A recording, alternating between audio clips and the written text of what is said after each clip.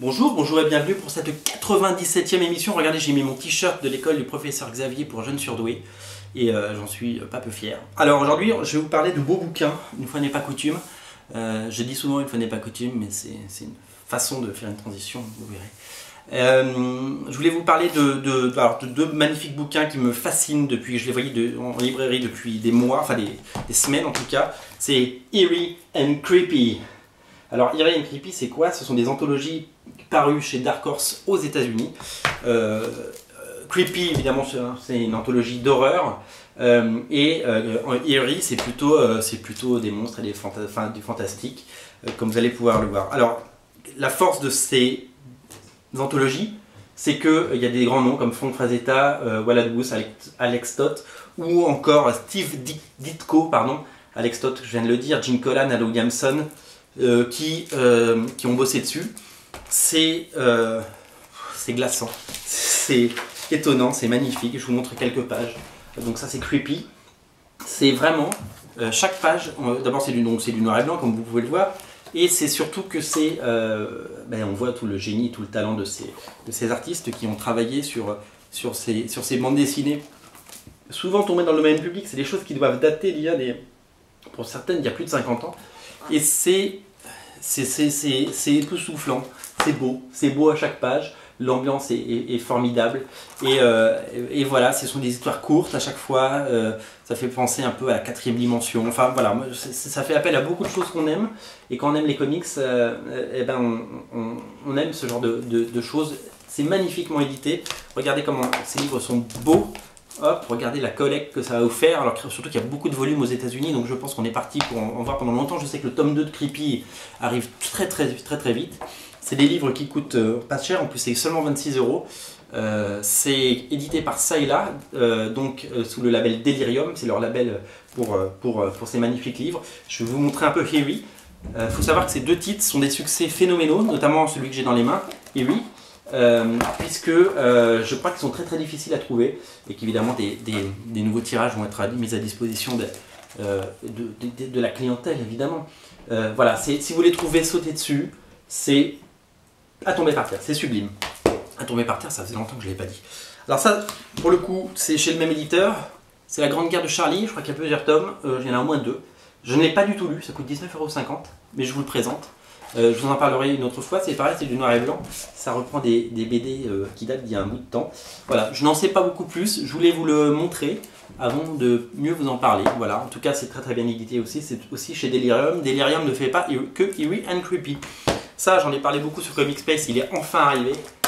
Woman 2 de Frank Shaw. Alors vous aurez reconnu en couverture Scarlett Johansson, alors elle n'a pas posé pour lui, hein, c'est un espèce de fantasme. Ça reprend ses plus belles couvertures sur Liberty Meadows. Il a une autre collection qui s'appelle Apes and Babes qui reprend ses couvertures chez Marvel, etc. Donc là ça reprend les plus belles couvertures et illustrations de Liberty Meadows et également les étapes de fabrication. Je vous montre celle-là, hop, couverture finale, hop, le dessin qui a servi à faire le truc.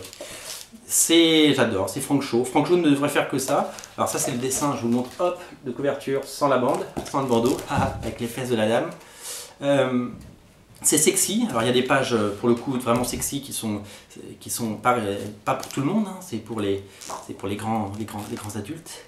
Je pourrais vous les montrer, mais ça servirait à quoi? Ce serait vraiment, voilà, ça j'adore ces dessins là, quand il décide Brandy en Wonder Woman, c'est chouette, c'est top. Non, Frank Shaw, moi j'aime quand il illustre plutôt qu'il dessine, même s'il s'est vachement amélioré et que ses pages de Wolverine sont superbes, notamment. Ça c'est la série qu'il devait faire chez Image, qu'il n'a pas encore sorti, qui s'appelle Guns and Dinos. C'est vraiment, c'est magnifique, il est hyper doué. Il y a les couvertures de la série qu'il avait fait qui s'appelle 50 Girl 50. Et puis alors, attendez, il y a une illustration que je voudrais vous montrer qui pour moi est la quintessence de ce que fait, voilà, c'est celle-là. Quand il a parlé du fait qu'il allait relancer Liberty Meadows, il a fait ce dessin où Brandy disait je ne suis pas prête, I'm not ready. Et ça voilà, c'est pour ça qu'on aime Frank Shaw. Alors il faut savoir que Frank Shaw devait sortir 3 séries, il devait relancer Liberty Meadows, il devait faire Guns and Dinos chez Image, dont on avait vu les premières pages sur internet, et il devait faire une autre série qui s'appelait Brutal, série de super-héros assez violente, et il a tout arrêté, enfin il a tout mis entre parenthèses, puisqu'il a fait la série Wolverine actuellement, The Savage Wolverine, dans le relaunch Marvel Now, et donc voilà, notre petite dose annuelle de Frank Shaw en artbook, mais il y en aura d'autres, puisque je crois qu'il fait ses artbooks aussi pour San Diego. Voilà, Frank Shaw, Woman tome 2, superbe album cartonné, sautez dessus parce que le premier est collector, on ne le trouve plus qu'en souple.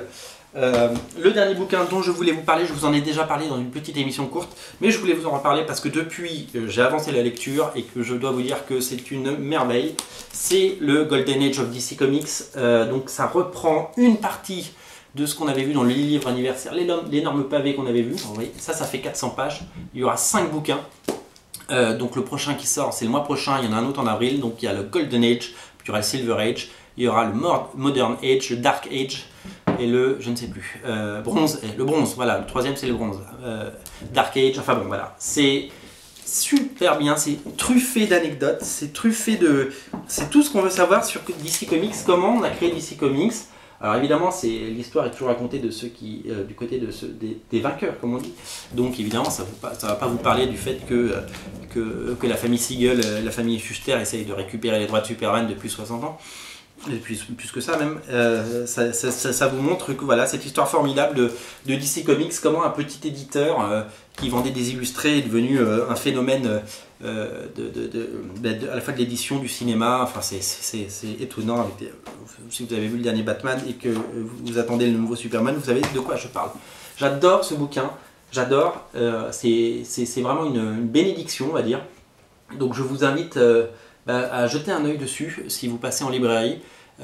Et pareil, ne tardez pas à commencer cette collection si vous voulez, parce qu'il y aura quand même 5 tomes qui vont paraître, je crois, sur une année ou une année et demie. Et 5 tomes, alors c'est pas si cher que ça, c'est une quarantaine d'euros, c'est l'avantage. Donc c'est pas non plus, vous savez, le OTT à 150 euros, donc 150 euros c'est une belle somme. Là, celui-là, vous pouvez vous l'offrir. Et s'il y a une seule période qui vous plaît, le Golden Age, le Silver Age, le Bronze Age, eh bien vous pouvez vous consacrer à une période. Voilà, je vous parlerai des autres quand ils sortiront, ça shine un peu, je sais, mais ça vaut le coup. Voilà, The Golden Age of DC Comics, c'est hyper chouette. Voilà, j'espère que ça vous a plu. Si vous devez retenir que 2 bouquins, c'est ceux-là. En tout cas, Eerie and Creepy. Vraiment, j'attends la suite. Ah, j'ai envie de les bouffer. C'est trop bien. J'adore ça. J'adore ces rééditions. Et c'est quand c'est bien fait comme ça, je trouve qu'on vit dans une chouette époque pour lire des comics, des BD et des reliés, parce que il y a vraiment des choses magnifiques. Voilà, je vous souhaite une bonne émission. Je vous dis à la prochaine. Salut.